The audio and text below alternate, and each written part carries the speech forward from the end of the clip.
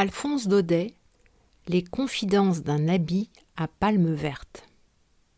Ce matin-là était le matin d'un beau jour pour le sculpteur Guillardin.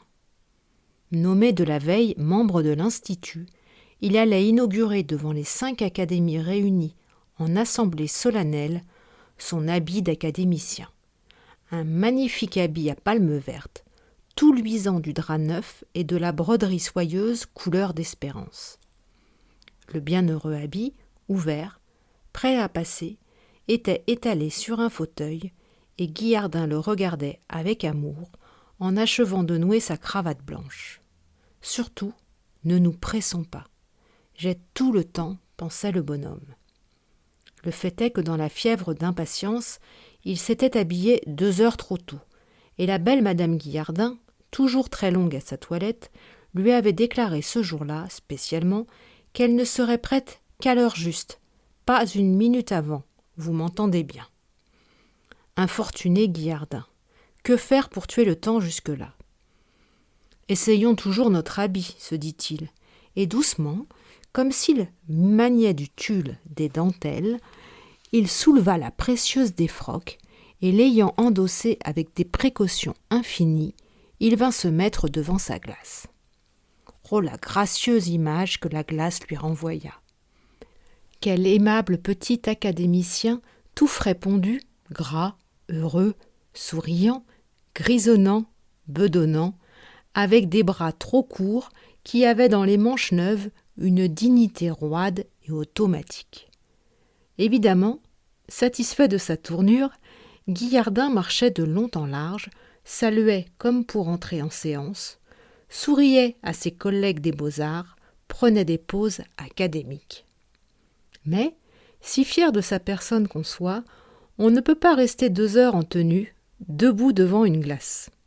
À la longue, notre académicien se fatigua et, craignant de chiffonner son habit, prit le parti de le retirer et de le remettre à sa place, bien soigneusement posé sur un fauteuil. Lui-même s'assit en face, à l'autre coin de la cheminée, puis, les jambes allongées, les 2 mains croisées sur son gilet de cérémonie, il se mit à songer délicieusement en regardant son habit vert. Comme le voyageur, arrivé enfin au terme de sa route, aime à se souvenir des périls, des difficultés du voyage, Guillardin reprenait sa vie année par année, depuis le jour où il avait commencé la sculpture à l'atelier Jouffroy. Ah, les débuts sont rudes dans ce sacré métier.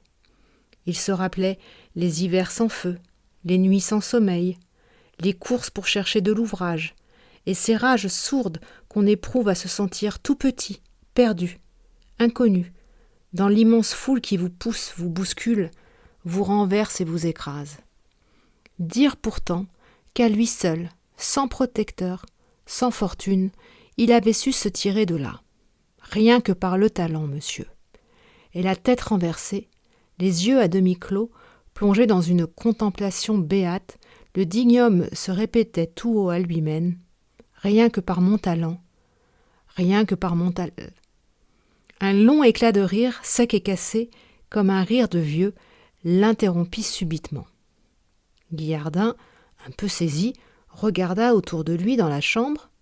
Il était seul, bien seul, en tête à tête avec son habit vert, cette ombre d'académicien solennellement étalée en face de lui, de l'autre côté du feu. Et cependant, le rire insolent continuait toujours. Alors, en regardant mieux, le sculpteur crut s'apercevoir que son habit n'était plus à la place où il l'avait mis, mais véritablement assis dans le fauteuil, les basques relevées, les 2 manches accoudées sur les bras du fauteuil, le plastron gonflé avec une apparence de vie. Chose incroyable. C'était lui qui riait. Oui, c'était de ce singulier habit vert que venaient les rires fous, qui l'agitaient, le secouaient, le tordaient, le renversaient, faisaient frétiller ses basques et par moments ramenaient ses 2 manches vers les côtés, comme pour arrêter cet excès de gaieté surnaturelle et inextinguible. En même temps, on entendait une petite voix futée et malicieuse qui disait, entre 2 hoquets, « Mon Dieu, Mon Dieu, que ça fait mal de rire, que ça fait mal de rire comme ça. Que diable est donc là, à la fin des fins ? Demanda le pauvre académicien en ouvrant de gros yeux. La voix reprit, encore plus futée et malicieuse. « Mais c'est moi, monsieur Guillardin, c'est moi, votre habit à palmes, qui vous attend pour aller à la séance. Je vous demande pardon d'avoir interrompu si intempestivement vos songeries. Mais vraiment, c'était si drôle de vous entendre parler de votre talent. Je n'ai pas pu me retenir. Voyons, est-ce sérieux ? Pensez-vous en conscience que votre talent a suffi pour vous mener aussi vite, aussi loin, aussi haut dans la vie ? Vous donnez tout ce que vous avez ? Honneur, position, renommée, fortune ?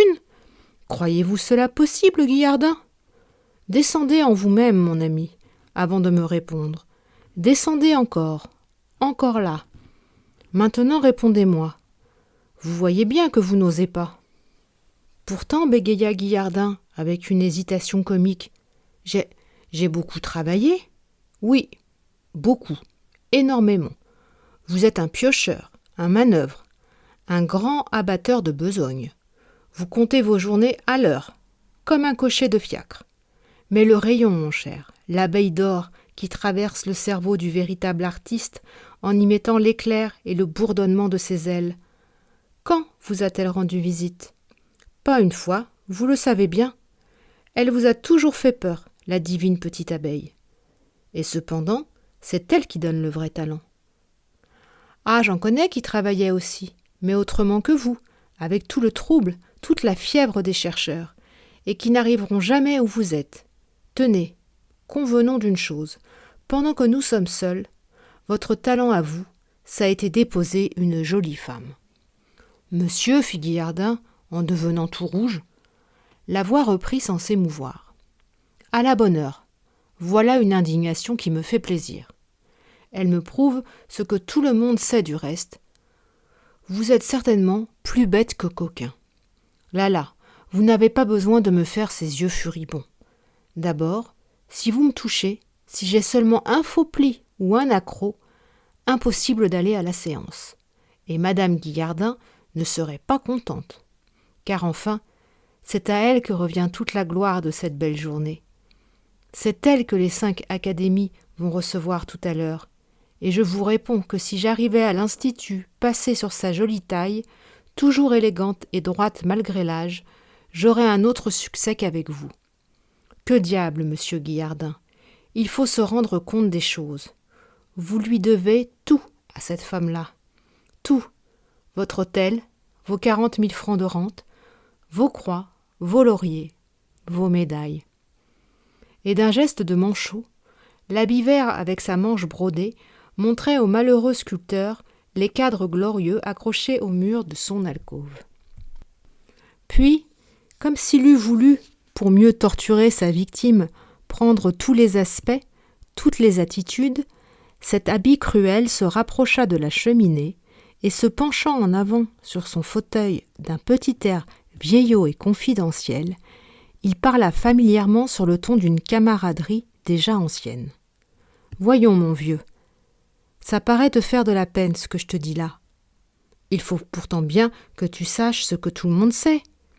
Et qui te l'apprendra, si ce n'est ton habit ? Tiens, raisonnons un peu.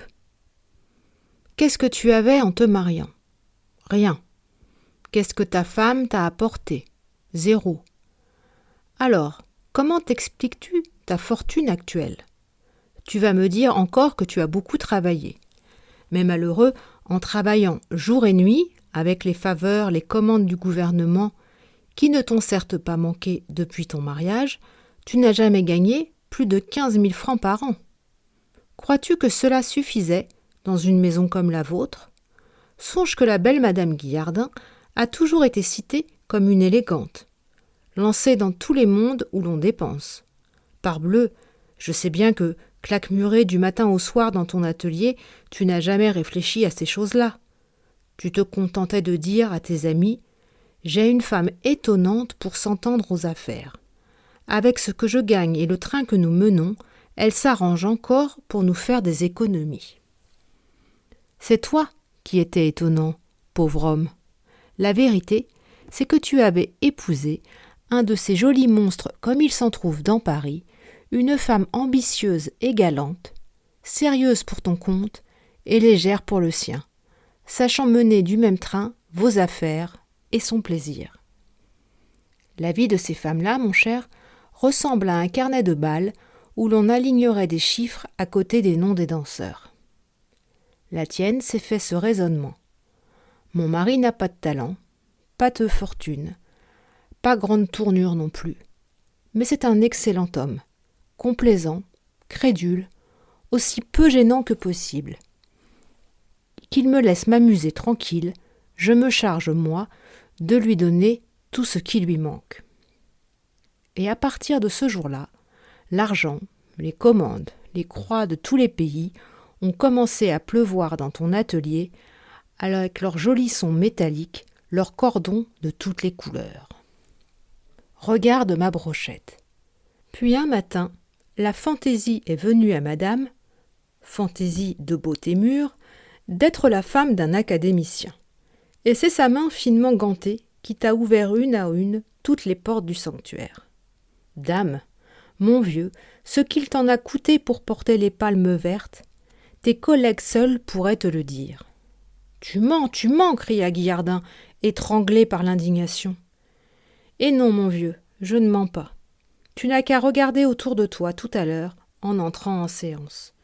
Tu verras de la malice au fond de tous les yeux, des sourires au coin de toutes les lèvres, pendant qu'on chuchotera sur ton passage « Voilà le mari de la belle madame Guillardin ». Car tu ne seras jamais que cela dans la vie, mon cher, le mari d'une jolie femme. Pour le coup, Guillardin n'y tient plus.